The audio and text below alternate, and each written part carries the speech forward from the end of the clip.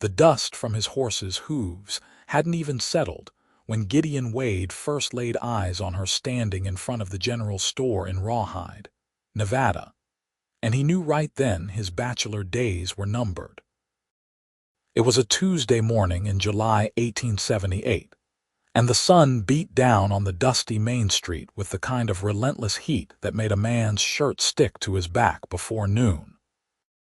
Gideon had just ridden in from 3 weeks on the trail, driving cattle from a ranch south of Carson City to the railhead in Reno. His pockets jingled with pay, his throat burned for whiskey, and his mind had been set on nothing more complicated than a hot bath and a soft bed. Then he saw her.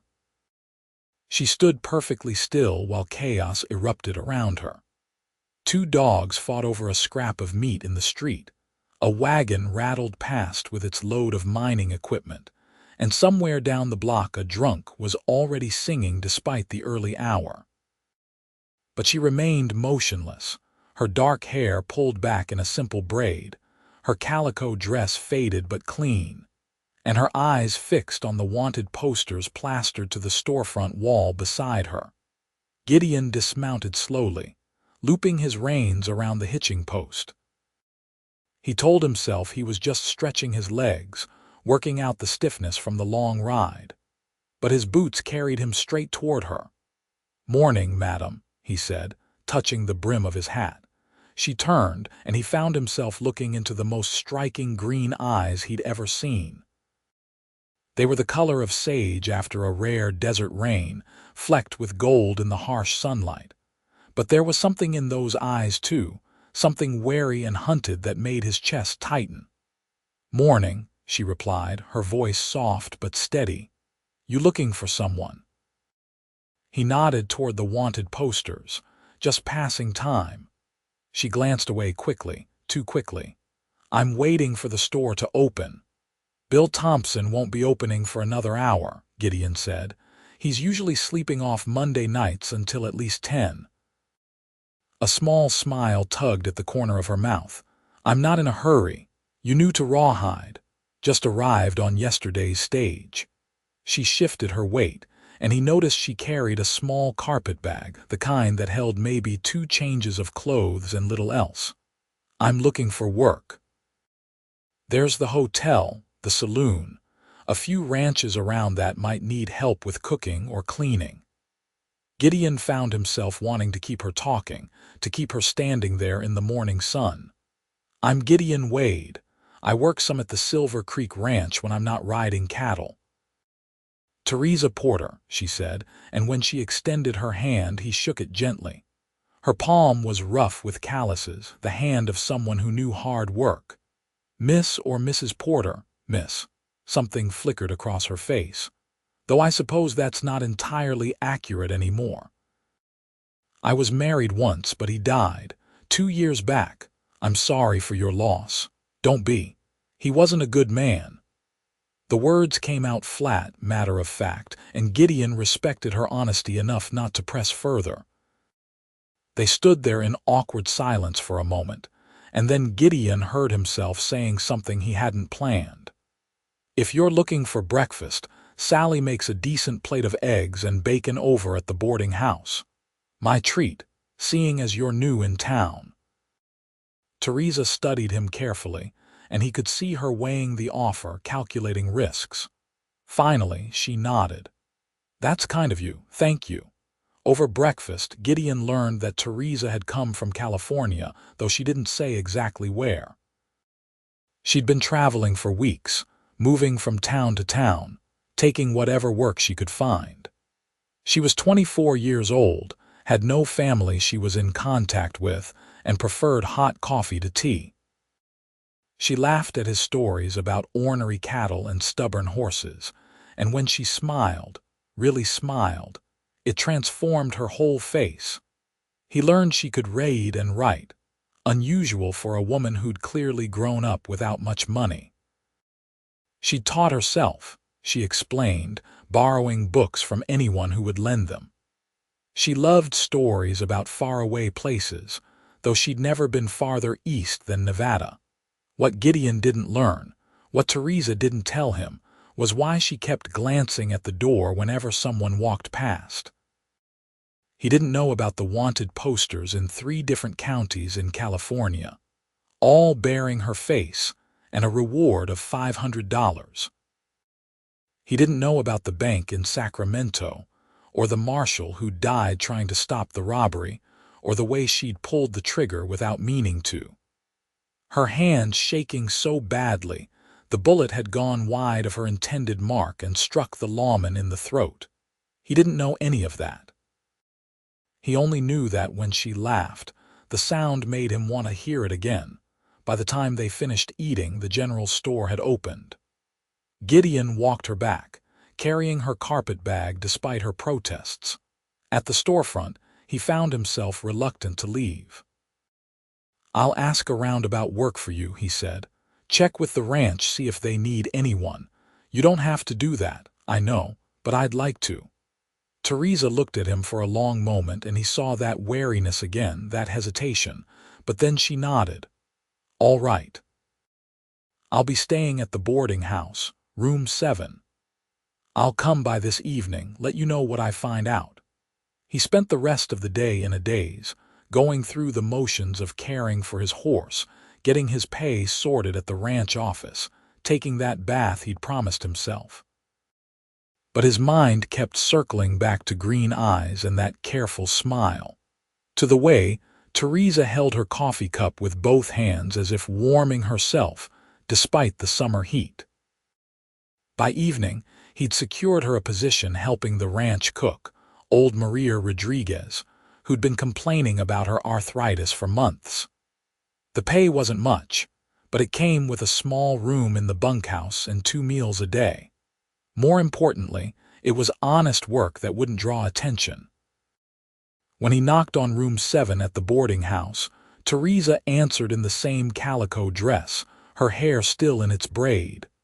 But she'd washed and changed her collar, and there was a hopefulness in her eyes that made his heart skip. "I found you something," he said, and explained about the ranch. Her relief was palpable. "When can I start?" "Tomorrow, if you like. I can ride you out there in the morning." Tomorrow would be perfect. She paused, then added quietly, "Thank you, Gideon. You didn't have to help me." "I wanted to," he said simply. She invited him in, propriety be damned, because she wanted to hear more about the ranch and what would be expected of her. They sat in the 2 chairs by the window, talking as the sun set and painted the Nevada sky in shades of orange and purple. Somewhere in those hours, as the light faded and the shadows grew long, something shifted between them. The conversation deepened, became more personal. Gideon told her about growing up in Wyoming, about parents who died of cholera when he was 16, about learning to cowboy because it was the only skill he had. He talked about the freedom of the open range, the satisfaction of hard work, the loneliness of always moving from place to place. Theresa listened, really listened, and then she began to share pieces of her own story. She spoke carefully, editing as she went, but he heard the truth beneath the words. She'd grown up poor, desperately poor. She'd married young to escape a bad situation, only to find herself in a worse one. Her husband had been violent, unpredictable. When he died in a bar fight in some nameless California town, she'd felt nothing but relief. "I kept moving after that," she said softly. "Figured if I kept moving, I could leave all the bad behind me, start fresh somewhere." "You can do that here," Gideon said. "Rawhide's a good town, rough around the edges, but good people mostly." "What about you?" she asked. "You planning to stay?" He'd been asking himself that same question all day. "I might be," he said, "if I had a reason to." Their eyes met in the dim light, and the air between them felt charged, electric. Theresa broke the gaze first, looking down at her hands. "You barely know me," she whispered. "I know enough. I know you're brave and honest. I know you've survived things that would have broken most people. I know when you smile, really smile, it's like the sun coming up." He leaned forward, his elbows on his knees, And I know I haven't been able to stop thinking about you since this morning. Gideon. His name on her lips sounded like a prayer and a warning all at once. I'm not asking for anything, he said quickly. I just wanted you to know. You're not alone here, Theresa. You've got at least one friend, whatever else happens. She reached out then, covering his hand with hers. Her touch was warm and solid and real. Thank you, she said again, and this time there were tears in her eyes. He should have left then. It was fully dark and propriety demanded he go. But neither of them moved, and when she asked if he wanted coffee, he said yes. They talked until midnight about everything and nothing, building a foundation between them one word at a time. When he finally did leave, walking back to the ranch under a sky full of stars, Gideon knew with absolute certainty that he was going to marry Theresa Porter. He didn't know how or when, but he knew it as surely as he knew his own name. The next morning, he rode back to town at dawn to collect her. She was waiting on the boarding house porch, her carpetbag packed, wearing a different dress that had seen better days but was clean and carefully mended. The sight of her waiting for him made something in his chest expand. The ride to Silver Creek Ranch took 2 hours. Theresa rode behind him on his horse, her arms wrapped around his waist, her cheek pressed against his back. They didn't talk much, but the silence was comfortable, companionable. She felt right there, like she belonged. Maria Rodriguez took one look at Theresa and nodded approvingly.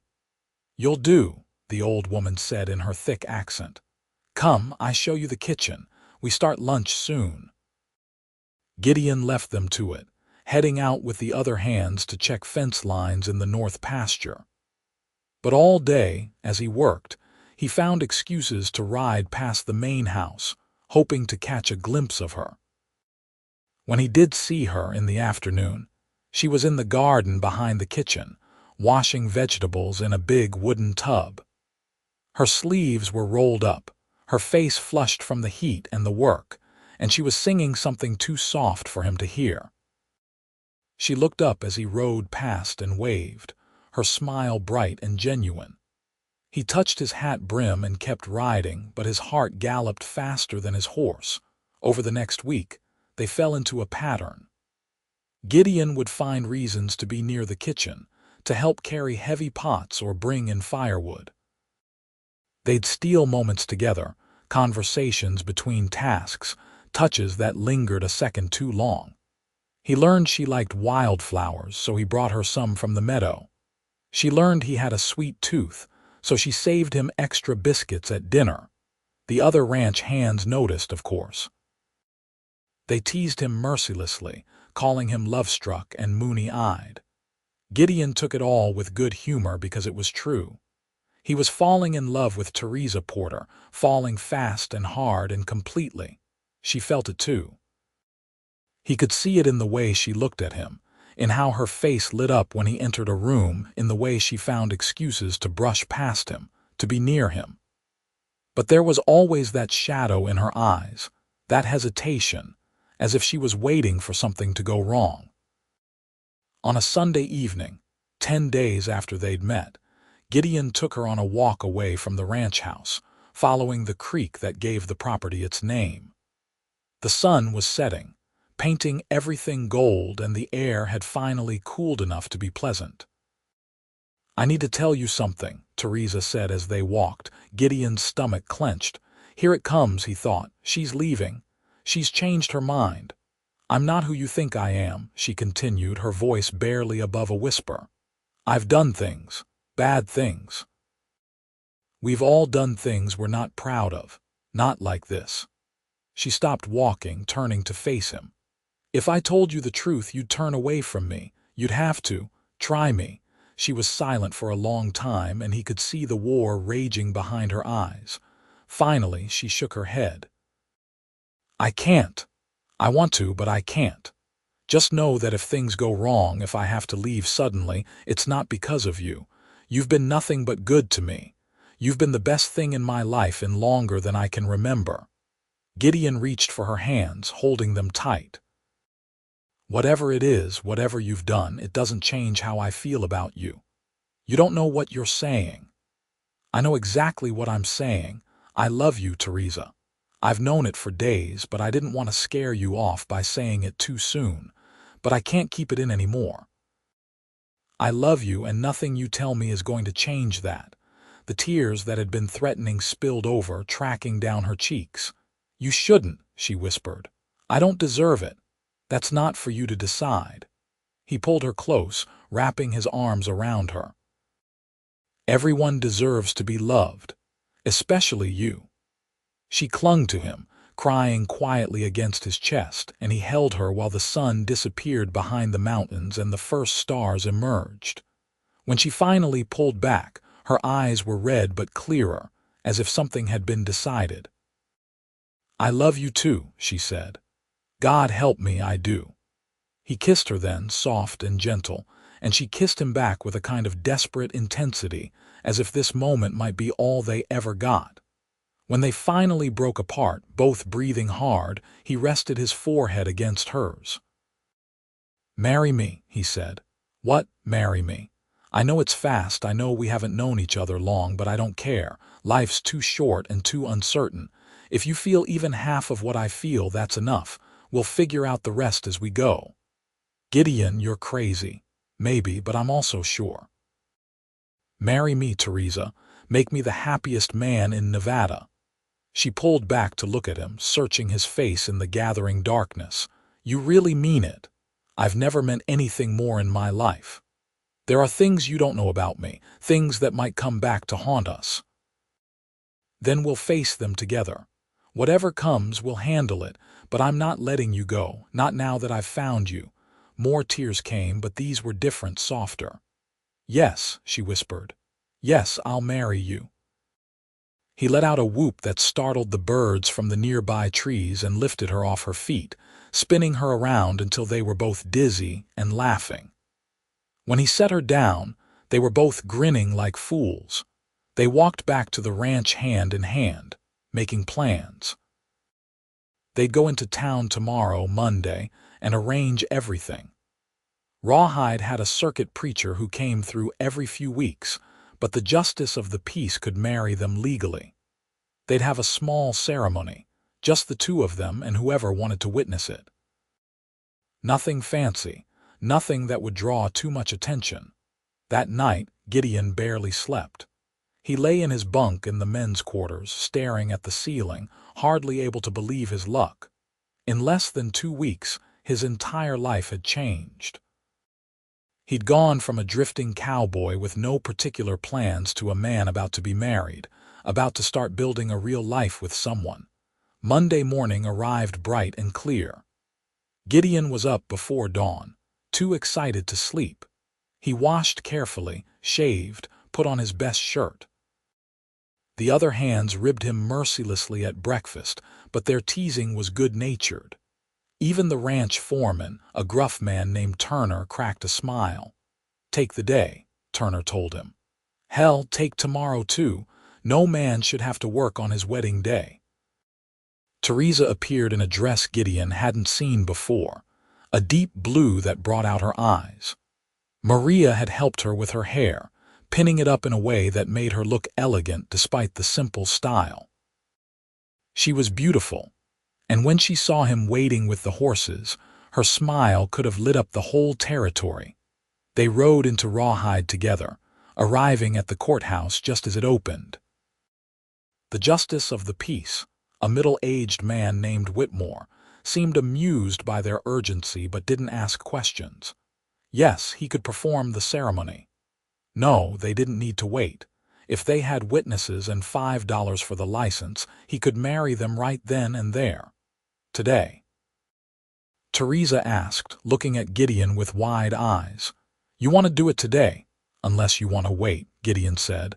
But I've waited long enough already. She laughed, a sound of pure joy. Today then, let's do it today. They found witnesses easily enough. Sally from the boarding house and Bill Thompson from the general store both agreed to stand up for them. Sally fussed over Theresa, producing a ribbon from somewhere to tie in her hair. Bill shook Gideon's hand solemnly, as if this was the most serious business in the world. The ceremony was short and simple. Justice Whitmore read from his book, asking them to repeat vows that had been spoken millions of times before but felt brand new in this moment. Gideon's voice was steady as he promised to love and honor Theresa, to stand by her through good times and bad. Theresa's voice shook slightly, but she made it through, her green eyes locked on his the whole time. "I now pronounce you man and wife," Whitmore said. "Mr. Wade, you may kiss your bride." Gideon did, and the small office erupted in applause and cheers. When they broke apart, Theresa was laughing and crying at the same time, and Gideon felt like his heart might burst from sheer happiness. It was Tuesday, July 23rd, 1878, and Gideon Wade had just married the love of his life. They celebrated with lunch at the hotel restaurant, Sally and Bill joining them for fried chicken and potatoes. Sally told embarrassing stories about all the young couples she'd seen come through Rawhide over the years. Bill gave them a wedding present, a set of nice towels from his store that made Theresa tear up all over again. "You're part of Rawhide now," Sally said, patting Theresa's hand. "Both of you. This town looks after its own." After lunch, they walked through town as husband and wife, Theresa's hand tucked into the crook of Gideon's arm. They stopped at the boarding house so Theresa could collect the few belongings she'd left in her room. They'd stay at a small cabin on the ranch property, Gideon explained. It wasn't much, just 2 rooms and a fireplace, but it was private, and Turner had said they could have it for as long as they wanted. As they walked past the general store, heading for where they'd left the horses, Gideon's attention was caught by a man putting up fresh posters on the wall. He was a rough-looking character, wearing a deputy's badge from some county Gideon didn't recognize. The man was traveling through, probably, spreading wanted notices for criminals on the run. Theresa had gone still beside him, her hand tightening on his arm. When Gideon glanced at her, her face had gone pale. "What's wrong?" he asked quietly. "Nothing. Let's go." But Gideon was looking at the posters now, at the new one the deputy had just tacked up, and his blood ran cold. The drawing was rough, as these things always were, but the features were unmistakable. Dark hair, distinctive eyes, the line of the jaw. Below the picture, stark black letters proclaimed, "Wanted for bank robbery and murder. Theresa Morgan Porter, also known as Tess Morgan, $500 reward." Considered armed and dangerous, Gideon felt like he'd been punched in the gut. He stood frozen, staring at the poster, at his wife's face rendered in crude ink. Theresa was pulling at his arm now, trying to get him to move, but he couldn't. The deputy finished tacking up the poster and moved on down the street, completely unaware of the drama playing out behind him. Other people passed by, going about their business. No one else seemed to notice or care about the wanted posters, just another part of the western landscape. "Gideon, please," Theresa whispered urgently. "We need to go." He let her pull him away, his mind reeling. They retrieved their horses in silence, mounted up, and headed out of town.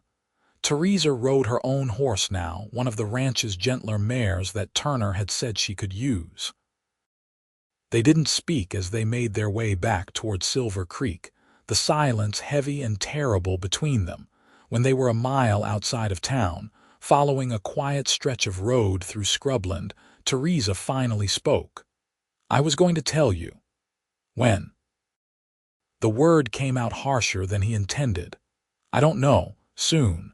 I tried to warn you last night. I told you there were things about me, things that might come back to haunt us. You could have been more specific." Gideon pulled his horse to a stop, and Theresa did the same. They sat there in the afternoon sun, the air shimmering with heat, facing each other across 10 feet of dust and sagebrush. "If I'd told you the truth, would you have still married me?" Her voice was quiet, but there was steel underneath. "Be honest."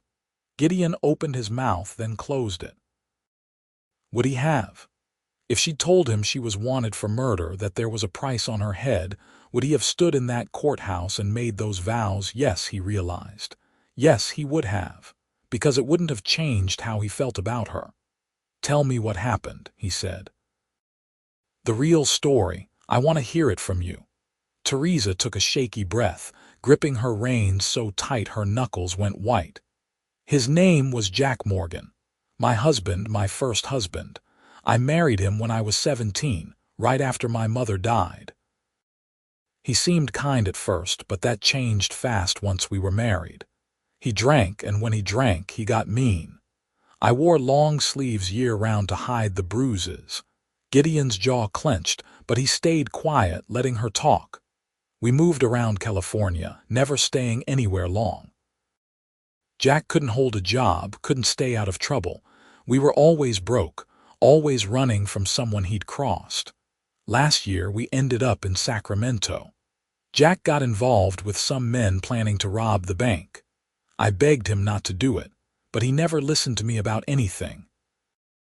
She paused, swallowing hard. "The day of the robbery, Jack forced me to come along. He said having a woman there would make them look less suspicious. I was supposed to just stand watch, nothing more. But something went wrong. One of the other men panicked when the marshal showed up. He pulled his gun, and everything happened so fast." Tears were streaming down her face now, but she kept talking. "The marshal drew his weapon. Jack was right in the line of fire. I had a gun too. Jack had shoved it in my bag that morning. I pulled it out, thinking I could scare the marshal, make him back off, but my hand was shaking so badly. When I pulled the trigger, the bullet went wild. It hit the marshal in the throat." Her voice broke completely. "He died right there in the street. I killed him, Gideon. I killed a lawman. It doesn't matter that I didn't mean to. He's still dead because of me." "What happened then?" Gideon asked quietly. "Everything went to hell. Jack and his friends ran. I ran too. I didn't know what else to do. Later, I found out Jack had been killed a few days afterward, shot in a dispute over the stolen money. I kept moving, kept running. I changed my name back to Porter, my maiden name, but I knew it wouldn't be enough. They're still looking for me. They'll always be looking for me." She looked at him with red, desperate eyes. "I'm sorry. I should have told you before. You had a right to know. If you want to annul the marriage, I'll understand. I'll leave tonight, head north into Oregon maybe. You can say you didn't know, that I fooled you. No one will blame you." Gideon sat on his horse, processing everything she'd said. His wife was wanted for murder. There was a $500 reward for her capture. Helping her, harboring her, made him complicit. He could be arrested too, charged as an accessory. All of that was true, and none of it mattered. "Do you really think I'm the kind of man who'd throw you to the wolves?" he asked. "I don't know what to think. We barely know each other when you get down to it." "I know you," Gideon said firmly. "Maybe not all the details of your past, but I know who you are now. You're brave and kind, and you've survived hell. What happened in Sacramento was an accident. You were trying to protect your husband, terrible as he was. You're not a murderer, Theresa. You're a victim who got caught in a bad situation. The law doesn't see it that way. Then the law is wrong." He rode closer, reaching out to take her hand. "I meant what I said in those vows. For better or worse, through good times and bad. That includes this. We're married now, and I'm not letting you go. You could be arrested for helping me. Then we'll be careful. We'll make sure no one realizes who you are. That drawing on the poster doesn't really look much like you anyway. It looks enough like me. Maybe, but you're Theresa Wade now, not Theresa Porter. You're my wife, living quietly on a ranch in Nevada. There's no reason for anyone to connect you to some wanted woman from California. Unless that deputy comes back, unless someone else recognizes me from the posters. Then we'll deal with it if it happens, together." Theresa was crying in earnest now, great heaving sobs that shook her whole body. Gideon dismounted quickly, helping her down from her horse, and held her while she cried. The sun beat down on them, and somewhere a hawk screamed, riding the thermal currents overhead. "I don't deserve you," she said when she could speak again. "Stop saying that. We deserve each other, and we deserve a chance at happiness. We're going to make this work, Theresa. You'll see." They stood there for a long time, holding each other on that empty stretch of road. Eventually they remounted and continued back to the ranch, but something had shifted. The secret was out now, hanging between them. Gideon knew the truth, and he'd chosen to stay. That meant something. That meant everything. That evening, they moved Theresa's few belongings into the small cabin that was now theirs. Maria had somehow heard about the marriage and had left them a basket of food, fresh bread and cheese, and some of her famous tamales. There were wildflowers in a jar on the table and clean linens on the bed. The gesture made Theresa cry all over again. Their wedding night was tender and quiet. They made love slowly, carefully, learning each other in the dim light of a single candle. Afterward, they lay tangled together, Theresa's head on Gideon's chest, listening to his heartbeat. "Thank you," she whispered, "for not turning away, for choosing me even after you knew." "Always," he promised. "I'll always choose you." She fell asleep in his arms, finally relaxed, finally safe. But Gideon lay awake for hours, his mind working. That wanted poster was a problem. Even if the drawing wasn't a perfect likeness, someone might eventually make the connection. $500 was a lot of money, enough to tempt even decent folks into betraying a neighbor. He had to do something about it. But what? The answer came to him just before dawn, as the sky was turning gray with early light. It was risky and possibly stupid, but it was the only thing he could think of that might buy them some safety, at least in Rawhide. Wednesday morning, Gideon woke before Theresa and dressed quietly. He left her a note saying he had some business in town and would be back by noon. He saddled his horse and rode toward Rawhide as the sun came up, painting the desert in shades of pink and gold. The town was just waking up when he arrived. Gideon tied his horse near the general store and walked casually down the street, as if he had all the time in the world. A few early risers nodded to him in greeting. He touched his hat brim in response, playing the part of a man on a routine errand. The wanted posters were still there on the wall by the store, the same place they'd been yesterday. Gideon glanced around. The street was mostly empty, just a couple of miners heading toward the claims outside town. He moved closer to the wall, studying the posters as if he were genuinely interested in who was wanted where. There were several. A man wanted for horse theft in California, another for murder in Colorado, and there, right in the middle, Theresa's poster. The ink was fresh, the paper crisp and new. Gideon looked around again. No one was watching. Moving quickly but not suspiciously, he reached up and yanked the poster off the wall, pulling the tack free. He folded it hastily and shoved it inside his shirt. His heart was hammering as he walked away, trying to look casual. He'd done it. He'd actually done it. Now he just needed to get back to the ranch and destroy the damn thing before anyone saw him with it. But as he turned the corner toward his horse, he nearly collided with a man coming the other way. It was the deputy from yesterday, the one who'd been putting up the posters. "Morning," the deputy said, tipping his hat. "Morning," Gideon replied, his mouth suddenly dry. "You wouldn't happen to have seen anyone taking down posters, would you?" The deputy's eyes were sharp, suspicious. "I just noticed one's missing from over by the general store."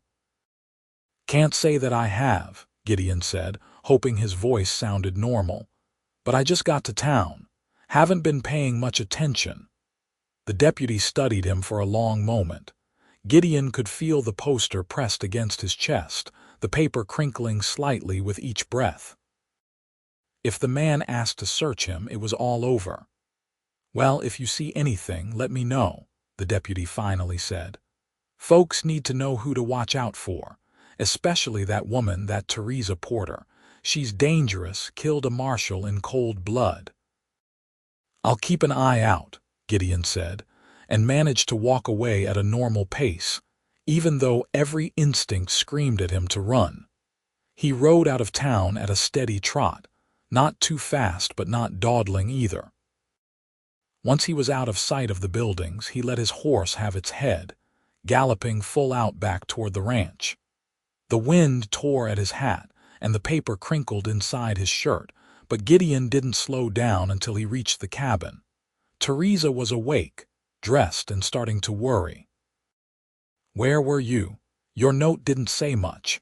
I had something I needed to take care of." He dismounted and pulled the folded poster from inside his shirt. "This." Her face went white when she saw what it was. "Gideon, no, what have you done?" "What I had to do." He carried the poster inside, crumpling it in his hands. "Do we have matches?" "You can't burn that. They'll know someone took it down. They'll start asking questions." "Let them ask. There's no way to prove who took it." He found the matches on the mantel and struck one, holding it to the corner of the poster.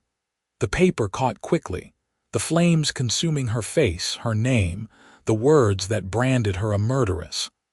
They watched it burn together, the ashes falling into the fireplace. "That's not going to solve the problem," Theresa said quietly. "There are other posters in other towns. The one in Rawhide wasn't the only one. I know. But it's a start.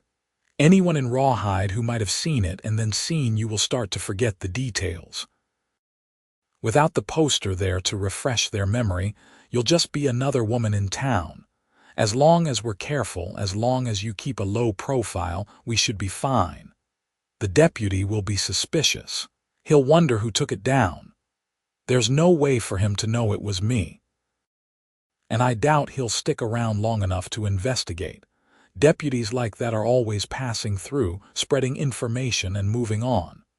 Theresa wrapped her arms around herself, watching the last of the ashes disintegrate. "This is too risky, Gideon. You shouldn't have done this. If you get caught helping me, if you get arrested because of me, I'll never forgive myself." He pulled her into his arms, holding her tight. "Nothing's going to happen. We're going to be fine. You're going to stay here on the ranch, working with Maria, being a normal rancher's wife. In a few months, maybe a year, people will forget all about this. Wanted posters come and go all the time. The law has bigger fish to fry than one woman who accidentally shot a marshal a year ago. You don't know that." "No, I don't. But I believe it. I have to believe it because the alternative is losing you, and I'm not going to let that happen." She clung to him, and he could feel her trembling. They stood like that for a long time, taking comfort in each other's presence. Outside, the morning grew warmer, and they could hear the sounds of the ranch coming to life. Men calling to each other, horses whinnying, the distant lowing of cattle. Thursday came, and with it a kind of normalcy that felt almost surreal. Gideon went back to work, riding out with the other hands to move cattle to fresh grazing. Theresa stayed close to the ranch house, helping Maria in the kitchen, learning to bake bread the way the old woman had been doing for 40 years. In the afternoon, when Gideon came back with the other men for the midday meal, he found Theresa in the kitchen, her face flushed from the heat of the stove, flour dusting her arms. She smiled when she saw him, and his heart did that now familiar flip. "How's your day?" he asked quietly, stealing a moment alone with her while Maria was outside. "Good. Maria's teaching me to make tortillas. I'm terrible at it, but she's patient." She glanced toward the door, then stood on her toes to kiss him quickly. "I heard some of the hands talking. The deputy left town this morning, heading east. That's good news. For now, but there will be others. There are always others. We'll handle them when they come, one day at a time, remember? She nodded, but the worry didn't leave her eyes.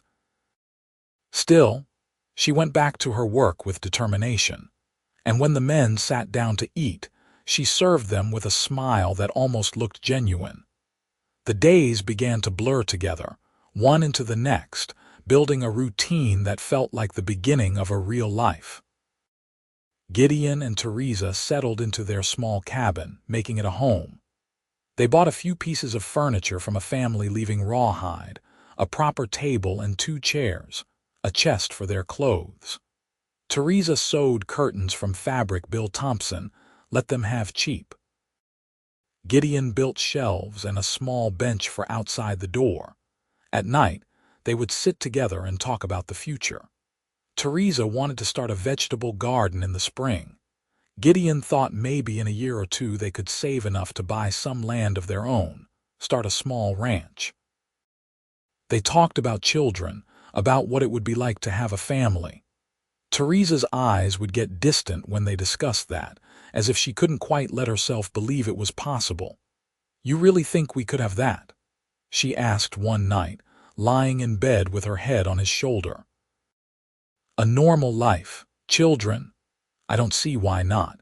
We just have to be patient, let enough time pass that people stop looking so hard for you. What if they never stop looking? What if I'm always watching over my shoulder, waiting for someone to recognize me? Then we deal with that.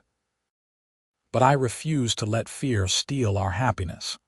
We've got something good here, Theresa. We deserve to enjoy it." She kissed him then, deep and passionate, and they made love with the fierce intensity of 2 people trying to prove they were real, that this life they were building together was solid and wouldn't dissolve like morning mist. 2 weeks after their wedding, on a quiet Sunday, they went to church in town. It was Theresa's idea, surprisingly. "If we're going to live here, really live here, we need to be part of the community," she said. "People will trust us more if we're regular churchgoers." Gideon wasn't particularly religious, but he saw her point.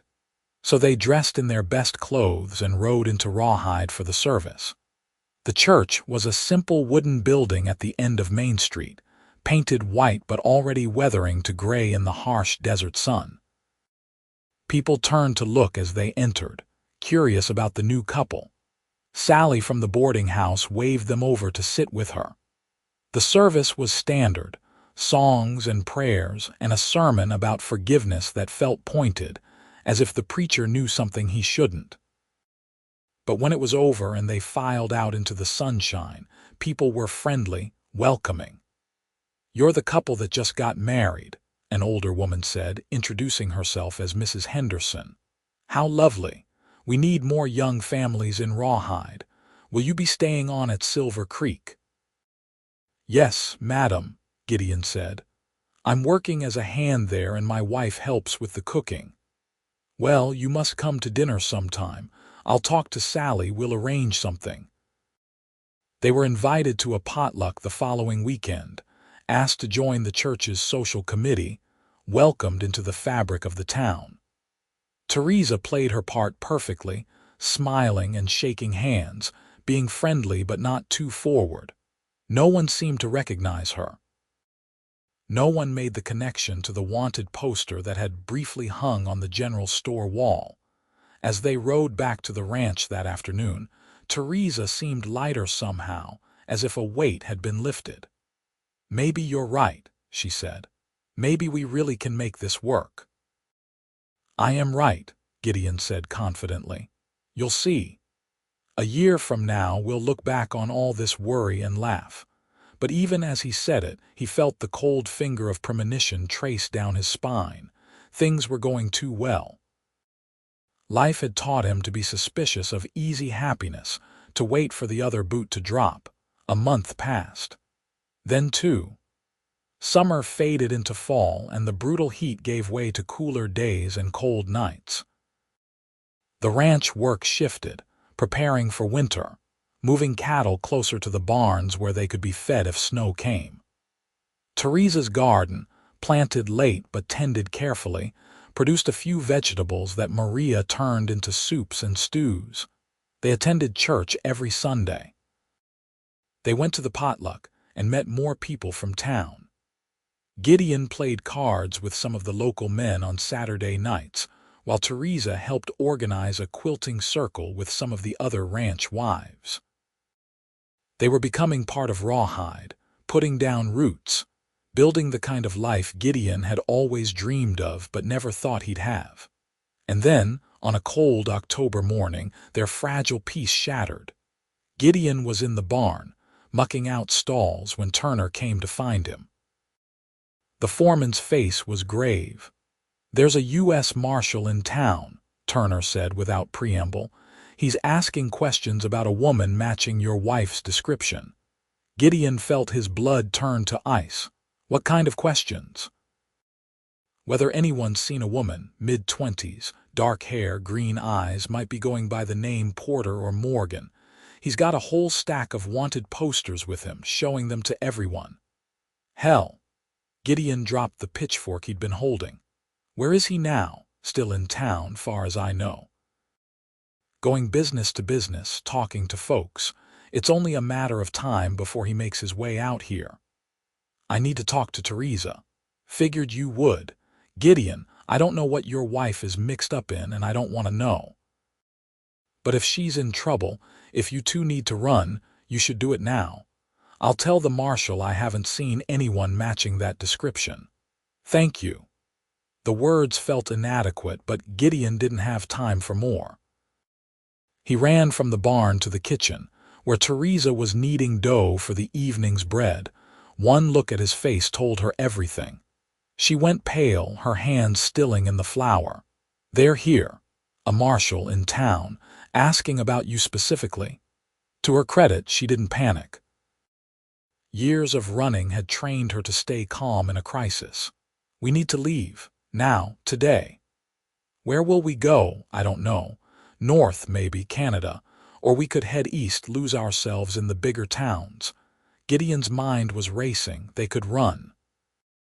They could pack what little they had and ride out before the marshal made it to the ranch. They could spend the rest of their lives moving from place to place, never settling, always looking over their shoulders. Or, "There's another option," he said slowly. "What? We stay. We face this head on." "Are you insane? If that marshal sees me, recognizes me, I'll be arrested. They'll take me back to California to stand trial. I'll hang Gideon. Not if we tell the truth. Not if we explain what really happened. You think anyone will believe me? I'm a woman wanted for killing a lawman. They're not going to care that it was an accident, that I was being abused, that I was terrified. All they'll see is a criminal. Then we make them see more than that." He gripped her shoulders, making her look at him. "We've built a life here. We have friends, people who know us, who can vouch for your character. You're not the same scared woman who ran from Sacramento. You're Theresa Wade, a respected member of this community. That has to count for something. It won't be enough. It might be. And even if it's not, at least we'll have tried. I'm tired of running, Theresa. I'm tired of living in fear. Let's stand and fight for once." She stared at him, and he could see the battle raging in her eyes. The instinct to flee was strong, honed by years of survival. But there was something else there too, a spark of hope, of defiance. "If I do this, if I stay and face the marshal, there's a good chance I'll be arrested," she said. "Are you prepared for that? Are you ready to watch them put me in chains and take me away? If it comes to that, I'll fight. I'll hire the best lawyer I can find. I'll do whatever it takes to bring you home.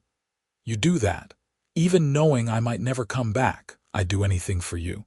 Don't you know that by now?" More tears, but she was nodding. All right, we stay. We face this together, like you said." They had maybe an hour before the marshal would arrive at the ranch. They used that time to prepare. Theresa changed into her best dress, the blue one she'd worn to their wedding. She fixed her hair carefully, wanting to look respectable, trustworthy.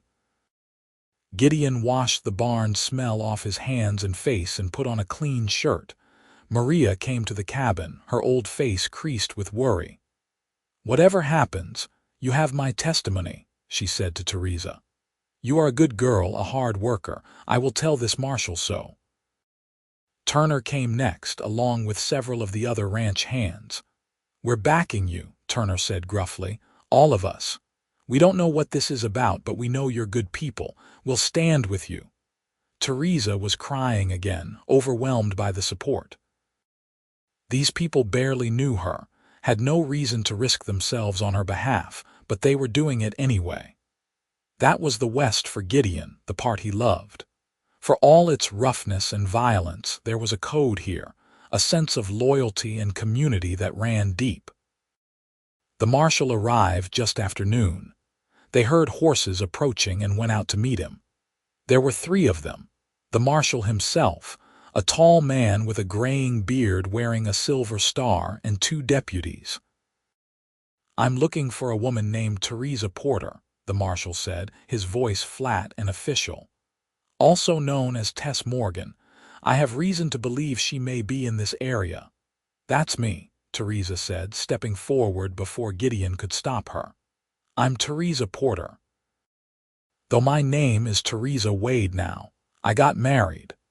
The marshal studied her carefully, comparing her face to something Gideon couldn't see, probably one of those damned wanted posters.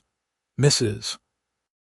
Wade, I have a warrant for your arrest on charges of bank robbery and the murder of Marshal Thomas Garrett in Sacramento, California. You need to come with me." "She's not going anywhere," Gideon said, moving to stand beside his wife. "Sir, I understand this is difficult, but this woman is a fugitive from justice. I'm authorized to use force if necessary." "Then you'll have to use it because I'm not letting you take her without a fight." "Gideon, don't," Theresa said softly. "It's all right. Let me go with them. We'll sort this out legally." "Listen to your wife," the marshal said. "She's being smart. There's no need for this to get ugly." But Turner and the ranch hands had gathered now, forming a loose circle around Gideon and Theresa. They weren't armed exactly, but several of them had rifles in their hands, ostensibly for ranch work but clearly a message. "You got a warrant, that's fine," Turner said. "But Mrs. Wade here is part of this ranch family. We'd like to hear her side of things before you haul her off to jail." The marshal looked around, clearly doing calculations in his head. He was outnumbered, and while he had the law on his side, starting a gunfight was a last resort. "All right," he said carefully. "Someone want to explain to me what's going on here." Theresa took a deep breath and told her story, the whole thing, holding nothing back. She talked about her marriage to Jack Morgan, the abuse she'd endured, the desperation that had defined those years. She described the day of the robbery, how she'd been forced to participate, how everything had gone wrong. She talked about pulling the trigger, about watching Marshal Garrett fall, about the nightmares that still haunted her. "It was an accident," she finished, her voice hoarse. "I never meant to kill him. I was terrified and my hand was shaking and the gun just went off. I know that doesn't make it right. I know a man is dead because of me, but I'm not a murderer. I'm just someone who made a terrible mistake." The marshal listened without interrupting, his expression unreadable. When she finished, he was quiet for a long moment. Finally, he said, "That's a compelling story, Mrs. Wade, but it's not up to me to decide your guilt or innocence. That's for a court to determine." "At least let her do it here," Gideon said. "Nevada's got jurisdiction too, doesn't it? The crime happened in California, but she's been living here. Can't she stand trial here? That's not how it works. She committed a crime in California. She needs to face justice there." "Justice?" Gideon's voice was bitter. "You mean a lynch mob? You really think she'll get a fair trial in Sacramento, the town where she killed a marshal? They'll hang her before she can even mount a defense. The law is the law. The law is supposed to protect people, not destroy them." Gideon was getting angry now, his frustration boiling over. My wife has been living quietly, working hard, not causing any trouble. She's built a life here, made friends, contributed to this community. That should count for something. It counts for the fact that I'm willing to let her pack a bag and say her goodbyes before we leave, the marshal said. That's the best I can offer. Theresa put a hand on Gideon's arm, stopping him from saying more. It's all right, she said quietly. Thank you, Marshal. I appreciate your consideration. Give me a few minutes to gather my things, the marshal nodded, and Theresa went into the cabin. Gideon followed, his heart breaking. Inside, she moved mechanically, pulling her carpet bag from under the bed, folding the few dresses she owned. Don't give up, Gideon said. I'll follow you to California. I'll find a lawyer, a good one. We'll fight this. You should stay here, Theresa said, not looking at him. Keep your job, keep the life you've built. Don't throw everything away for me. You are my life. Don't you understand that? Without you, none of this means anything. She turned then, tears streaming down her face, and fell into his arms. They held each other, memorizing the feel, the smell, the warmth, knowing it might be a long time before they could do this again. I love you, she whispered. Whatever happens, remember that. You gave me the happiest months of my life.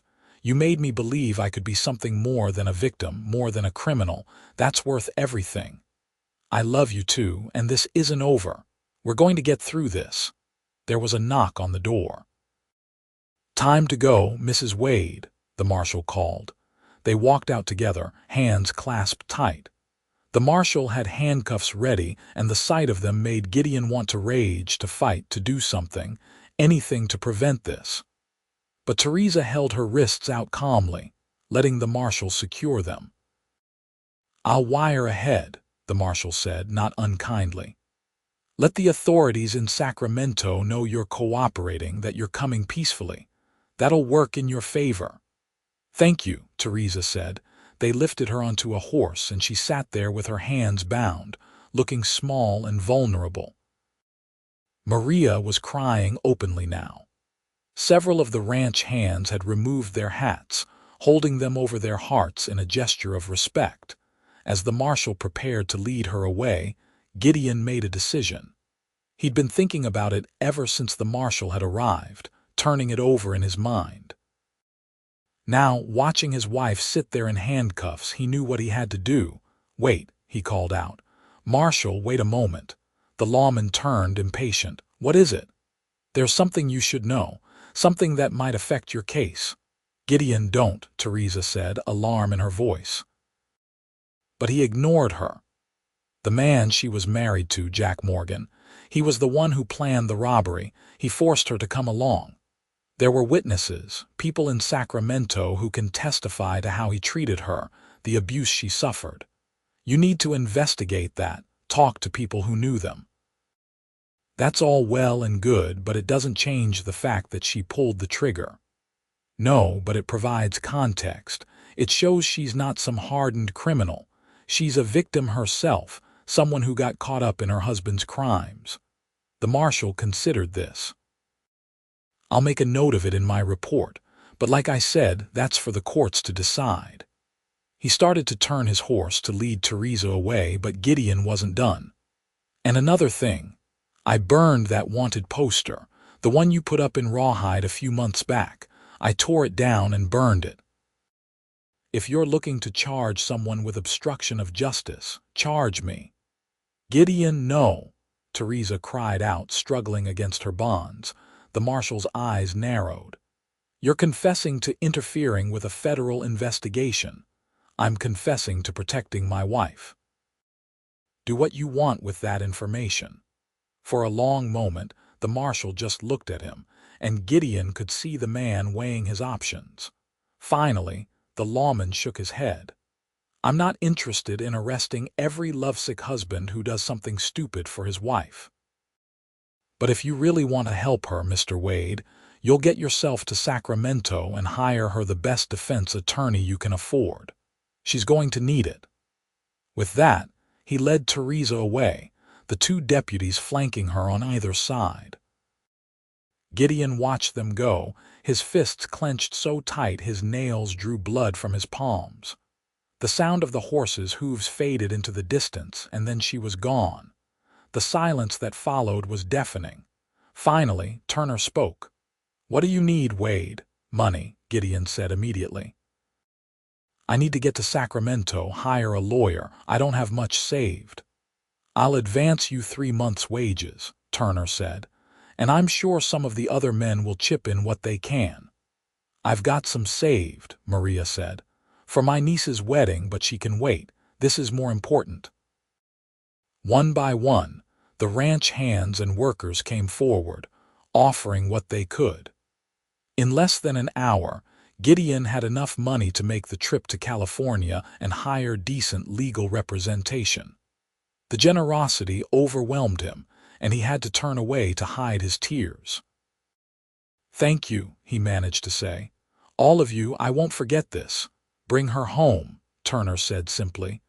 "That's all the thanks we need." Gideon left the next morning, riding hard for California. The journey that had taken Theresa weeks to make, moving cautiously from town to town, he completed in days, pushing himself and his horse to the limit. He arrived in Sacramento exhausted, filthy, and determined. His first stop was the jail where they were holding Theresa. The guard was reluctant to let him see her, but Gideon's desperation must have shown because the man finally relented, giving him 10 minutes.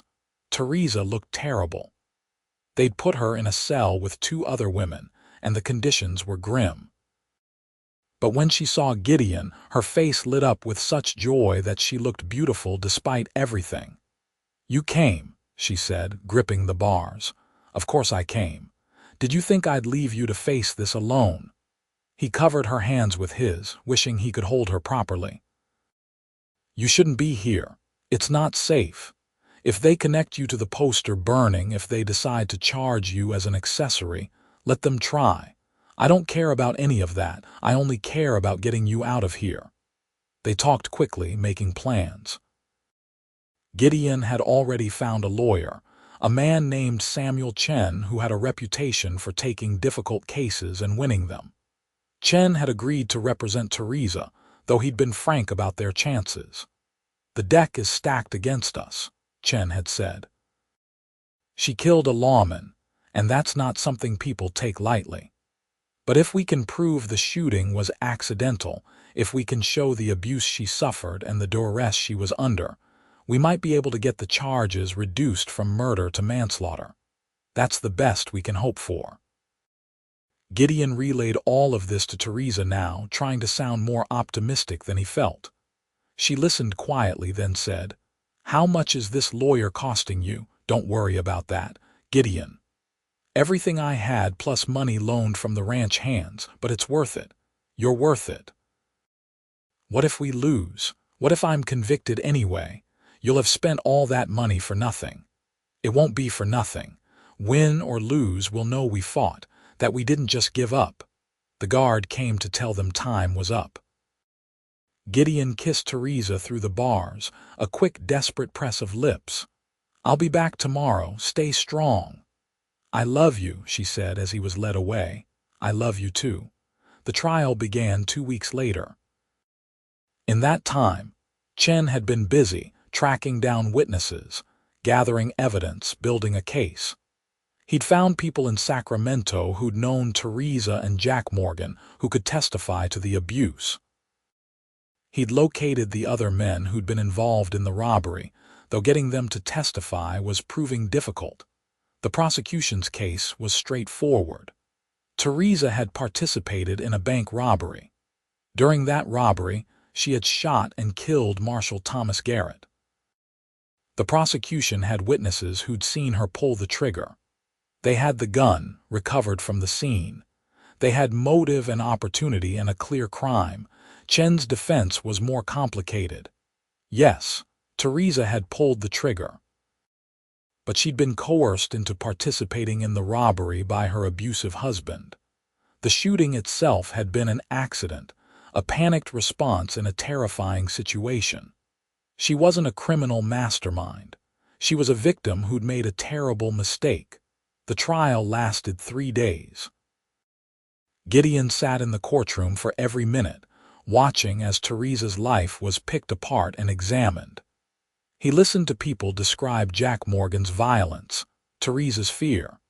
He heard the prosecution paint her as a cold-blooded killer. He watched her on the stand, telling her story in a quiet voice, tears streaming down her face as she described pulling the trigger and watching Marshall Garrett fall. The jury deliberated for 6 hours.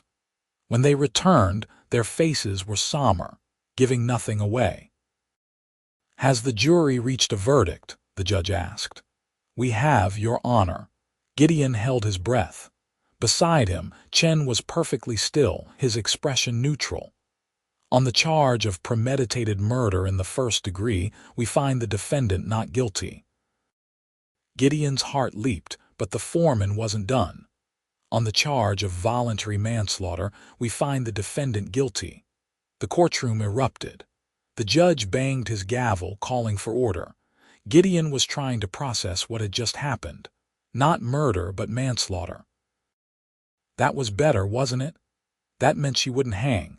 The judge sentenced Theresa to 5 years in the state prison, with the possibility of parole after 3 if she showed good behavior. 5 years. It felt like a lifetime, but it also felt like a miracle. She was alive. She would serve her time, and then she'd come home to him. Theresa turned to look at him as the bailiffs led her away. Their eyes met across the courtroom, and he saw relief there, and love, and a determination to survive this. Gideon visited her every month, making the long journey from Nevada to California. He'd moved back to Rawhide, back to his job at Silver Creek Ranch, saving every penny he could. The cabin felt empty without her, haunted by her absence. But he kept it clean and ready, waiting for the day she'd come home. He wrote to her constantly, long letters describing his days, the people in Rawhide who asked after her, the ranch news. She wrote back when she could, her letters shorter but filled with love and hope. The time was hard, she said, but she was surviving. She was taking classes offered by the prison, learning bookkeeping and mathematics. She was planning for their future, for the life they'd have when she was released. 3 years passed, slow and painful. Gideon felt like he was holding his breath the entire time, just waiting. But finally, in the spring of 1882, he got the letter he'd been praying for. Theresa's parole had been approved. She would be released in 2 weeks. He rode to California one more time, but this trip was different. This time, he was bringing her home. She walked out of the prison on a bright April morning, blinking in the sunlight like someone emerging from a cave. She looked older, thinner, but when she saw Gideon waiting for her, her face transformed. She ran to him and he caught her, lifting her off her feet, holding her so tight he thought he might break her. "It's over," he said into her hair. "It's finally over. Take me home," she whispered. "Please, Gideon, take me home." They rode back to Nevada together, and this time there was no fear, no looking over their shoulders. Theresa's debt to society had been paid. She was free, truly free for the first time in years. Rawhide welcomed her back with open arms. Maria cried and hugged her, and immediately put her to work in the kitchen as if she'd never left. Turner shook her hand gruffly and said they'd missed her cooking. The other ranch wives embraced her, telling her how brave she was, how strong. The cabin was exactly as she'd left it, but Gideon had added things. A new rocking chair by the fireplace. A bookshelf filled with volumes he'd collected, knowing how much she loved to read. Wildflowers in a jar on the table, even though it was barely spring and he must have searched for hours to find them. That night, they made love for the first time in 3 years, rediscovering each other slowly, carefully. Afterward, lying tangled together in their bed, Theresa said, I used to dream about this. Every night in that place, I'd close my eyes and imagine being here with you. Sometimes it was the only thing that kept me going. You're here now, you're home, and I'm never letting you go again. They rebuilt their life together over the following months. Theresa went back to work with Maria, and in the evenings she started keeping the books for the ranch, using the skills she'd learned in prison. She was good at it, and Turner was happy to pay her for the help. Their savings grew. A year after her release, they bought a small piece of land just outside Rawhide, 10 acres with a creek running through it. They built a house there, nothing fancy but sturdy and theirs. Gideon continued working at Silver Creek, but now they had their own place, their own future. In the spring of 1884, Theresa told Gideon she was pregnant. He was so happy he couldn't speak, just held her and cried. Their son was born that October, a healthy boy with Gideon's dark hair and Theresa's green eyes. They named him Thomas, after the marshal Theresa had killed, a way of honoring the man whose death had brought them together in the strangest, most terrible way. I want him to know, Theresa said, holding their newborn son. When he's old enough, I want to tell him the truth about what happened. I don't want there to be secrets between us. We'll tell him together, Gideon promised. And we'll make sure he knows that people can make mistakes and still be good, that redemption is possible. They had 2 more children over the next 6 years, a daughter they named Grace and another son they called James. Their small ranch prospered. Gideon bought a few head of cattle and they started their own modest herd. Theresa's garden grew each year, producing enough vegetables to feed their family and sell at the market in Rawhide. They became pillars of the community, the kind of people others looked up to. Gideon served on the town council for a few years. Theresa started a small school in their home, teaching the ranchers' children to read and write. The past was never forgotten, but it became just that, the past. Something that had happened, something they'd survived, but not something that defined them anymore. On their 10th wedding anniversary, in July 1888, they sat on the porch of their house, watching the sun set over the Nevada desert. Their children were inside, the older 2 playing a game while baby James slept in his cradle. It was peaceful and perfect and everything they'd fought so hard to have. "Do you ever regret it?" Theresa asked quietly. "Marrying me that day, even knowing what might come?" "Never," Gideon said without hesitation. "Not for a single second. You're the best thing that ever happened to me." Even with everything we went through, the trial, the separation, all of it, especially because of all that, it proved what we have is strong enough to survive anything. We've been tested in ways most couples never are, and we came through it together. She leaned against him and he wrapped his arm around her shoulders. In the distance, a coyote called, its voice echoing across the scrubland. The stars were starting to appear, diamonds scattered across the darkening sky. "I love you, Gideon Wade," Theresa said. "I love you too, Theresa Wade." Today, tomorrow, and every day after that. They sat there as the night deepened, 2 people who'd found each other against all odds, who'd fought for their love and their life and won. The wanted poster that had once threatened to tear them apart was long gone, burned to ashes. What remained was this: a family, a home, a love that had been tested by fire and proven unbreakable. And that, Gideon thought, was worth everything. The years continued to roll by with a gentle persistence, each one adding new layers to the life they'd built. By 1890, their ranch had grown to include 30 acres and a respectable herd of 50 cattle. Thomas, now 6 years old, was already showing an interest in ranch work, following Gideon around like a devoted shadow. Grace, at 4, was her mother's daughter through and through, curious and quick-witted, always asking questions. And little James, just 2, was the wild one, fearless and constantly getting into mischief. The town of Rawhide had grown too.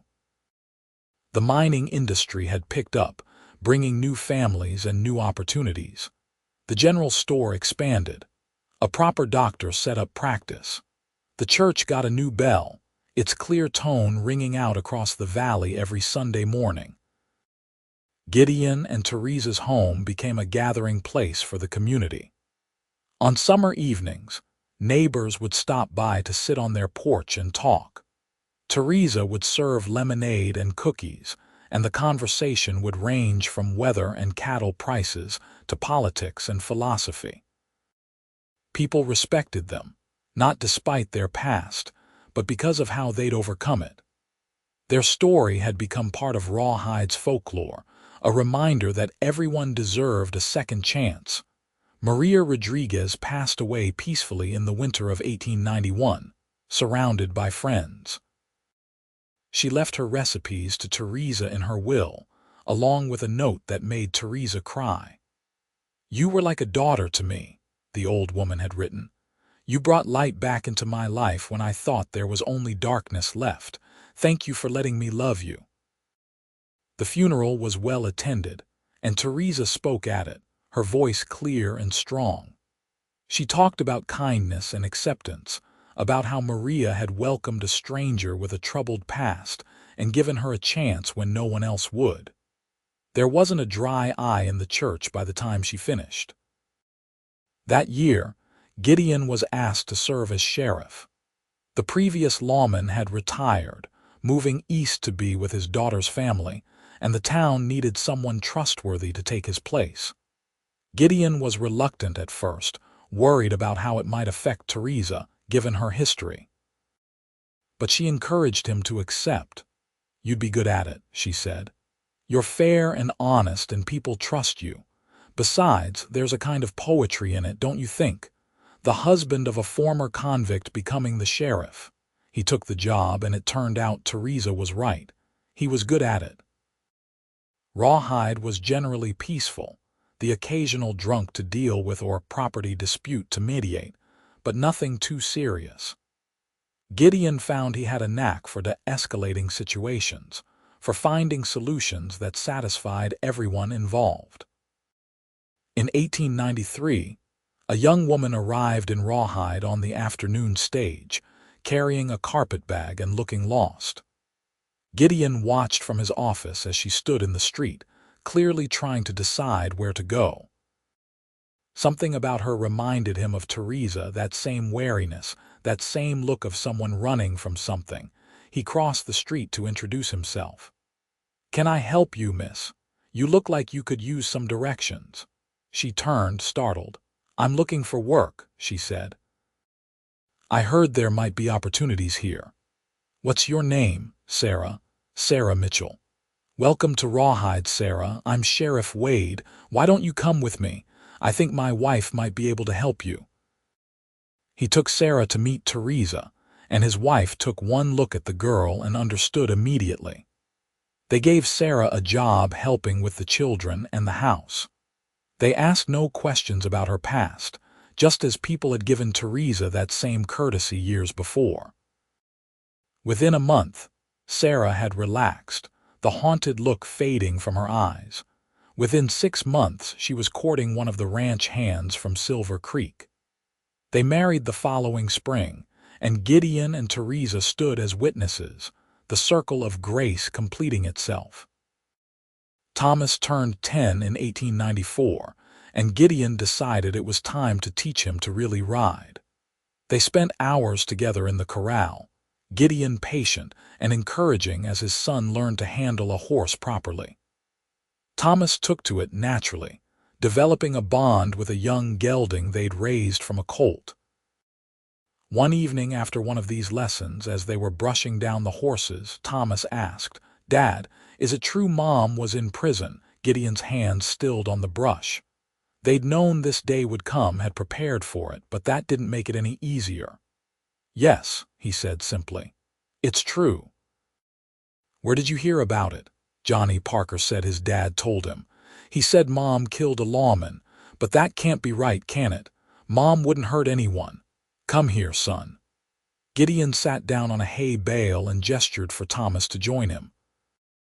Your mother and I have always planned to tell you about this when you were old enough to understand.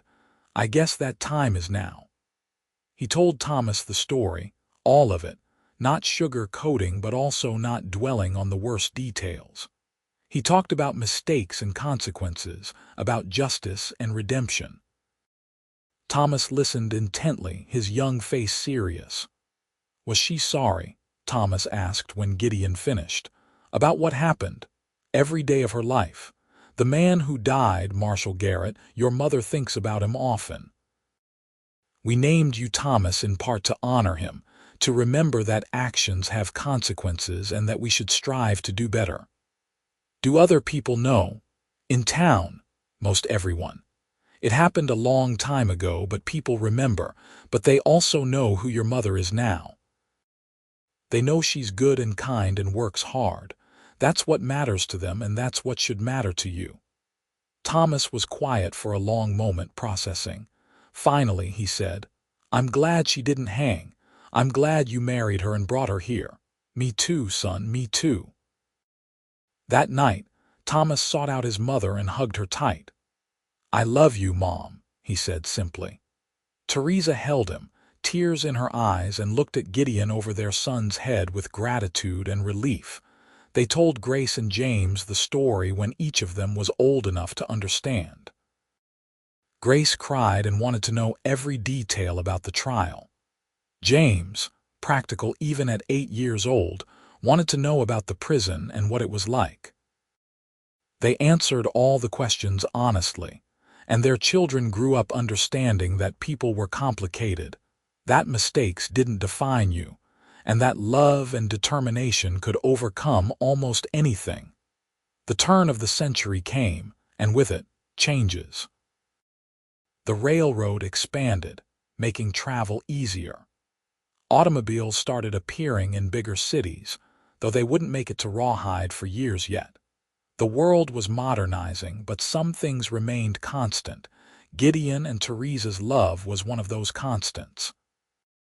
They'd been married for 22 years, and they were still as devoted to each other as they'd been on that Tuesday in 1878 when they'd stood before Justice Whitmore and made their vows. They still held hands when they walked. They still sought each other out during the day, just to exchange a smile or a quick kiss. They still talked late into the night, lying in bed, discussing everything and nothing. Their children grew and thrived. Thomas, tall and strong at 16, was already being courted by several young women in town, though he insisted he was too busy with ranch work to think about romance. Grace, 12 and whip-smart, had announced she wanted to be a teacher like her mother. James, 10 and adventurous, talked about becoming a cowboy or maybe a railroad engineer. In the summer of 1900, they took a family trip to San Francisco. It was the first time any of their children had seen the ocean, and the wonder on their faces made the long journey worth it. They stayed for a week, exploring the city, eating at restaurants, visiting museums. It was a celebration of how far they'd come, of the life they'd built together.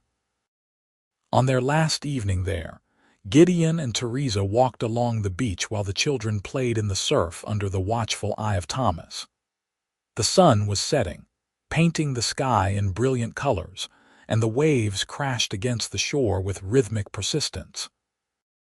Do you ever think about how different things could have been? Theresa asked. If I hadn't gotten on that stage to Rawhide, if you hadn't spoken to me outside the general store all the time, Gideon admitted. And every time I do, I'm grateful things happened exactly the way they did. Even the hard parts, especially the hard parts because they taught us what we're capable of, how strong we can be together. I was so scared that first day. I'd been running for so long, always looking over my shoulder. I wasn't planning to stay in Rawhide.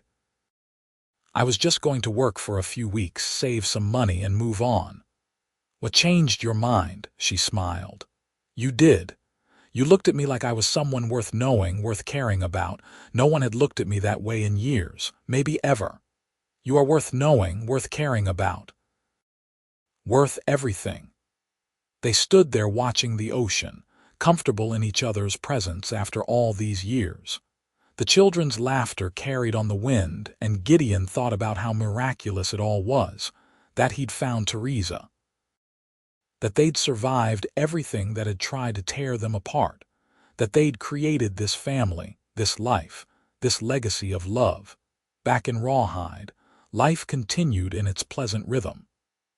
Gideon served as sheriff for another 5 years before deciding to retire and focus full-time on the ranch. His deputy, a capable young man named Robert Torres, took over the position and did an excellent job. Gideon didn't miss the work, but he did appreciate having more time with his family. In 1905, Thomas married a girl from a neighboring ranch, Emma Sullivan. The wedding was a grand affair by Rawhide standards, with the whole town turning out to celebrate. Theresa cried through the entire ceremony, and Gideon had to lend her his handkerchief. Watching his son take his vows reminded him of his own wedding day. How young and hopeful they'd been. How naive about what lay ahead. Thomas and Emma settled on a piece of land adjacent to Gideon and Theresa's property. Within a year, they had their first child, making Gideon and Theresa grandparents. The baby, a girl they named Clara, was perfect in every way, and Theresa spent hours rocking her, singing the same lullabies she'd once sung to her own children. Grace went off to teachers' college in Carson City, determined to get a proper education. She came home every summer, full of stories about her studies and her professors. James, restless and yearning for adventure, joined a cattle drive when he was 17, seeing the country and learning the cowboy trade from some of the best in the business. By 1910, Gideon and Theresa were in their 50s, their hair graying but their love as strong as ever. They'd been married for 32 years, an achievement in itself in a time and place where life could be short and brutal. They'd seen their children grown and settled. They'd built a legacy that would outlast them. One evening in late summer, they sat on their porch as they'd done thousands of times before. The sun was setting, painting the sky in those familiar shades of orange and purple. Their grandchildren, 4 now with another on the way, were playing in the yard under Thomas and Emma's supervision. "Do you remember," Theresa said quietly, "that Wednesday when you found the wanted poster? When you realized who I really was, of course. I remember thinking my heart was going to stop. I was so scared. I thought that was it, that I'd lose you, that you'd turn me in or leave me or both. I could never have left you. Even then, after just a few days, I knew you were it for me. Finding out about your past didn't change that. And Thursday, when you burned the poster, that was the bravest, most foolish thing anyone has ever done for me. I'd do it again in a heartbeat." She reached over and took his hand, their fingers intertwining with the ease of long practice. "We've had a good life, haven't we? The best," Gideon agreed. "Better than I ever dreamed possible. Even with everything we went through, the trial, the separation, all those years of uncertainty. Especially because of those things. They proved what we have is real, that it can survive anything. Not many people can say that." In the yard, Clara squealed with delight as James, home on a visit, swooped her up and spun her around. The sound of family and laughter filled the air, carried on the warm evening breeze. Theresa leaned her head on Gideon's shoulder, and he wrapped his arm around her, just as he'd done that first night they'd walked together by the creek. Some things never changed. Some things didn't need to. "I love you, Gideon Wade," she said, the words as true now as they'd been 32 years ago. "I love you too, Theresa Wade. From that Tuesday when we met, through the Wednesday when I learned the truth, past the Thursday when I burned that poster and every single day since. You're my everything. The stars began to appear one by one in the darkening sky. The desert air cooled, bringing relief from the day's heat. Inside the house, lamps were being lit, windows glowing warm and welcoming. This was home. This was family. This was the life they'd fought for and won. Years later, when they were old and gray, when their grandchildren had children of their own, people would still tell the story of Gideon and Theresa Wade. They'd talk about the cowboy who'd married a wanted woman on a Tuesday, found her poster on Wednesday, and burned it on Thursday without a moment's hesitation.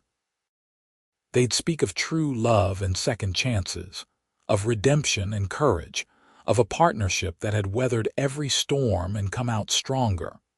But for now, in this perfect moment, Gideon and Theresa simply sat together and watched the sun set over the land they'd made their own. The past was behind them, forgiven if not forgotten. The future stretched ahead, full of promise and possibility. And the present, this beautiful present, was everything they'd ever wanted. Their story, which had begun with dust and desperation, and an improbable meeting outside a general store, had become something legendary. Not because of the dramatic elements, though those made for good telling, but because of the simple, powerful truth at its core, that love, real love, doesn't run when things get hard. It stays. It fights. It burns the damning evidence and builds a future from the ashes.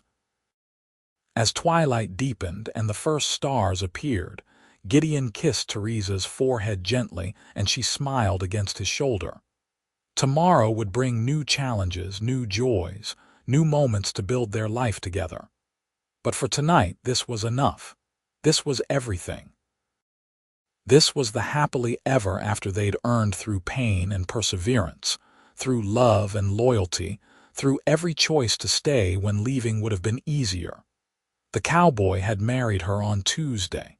He'd found the wanted poster on Wednesday. He'd burned it on Thursday.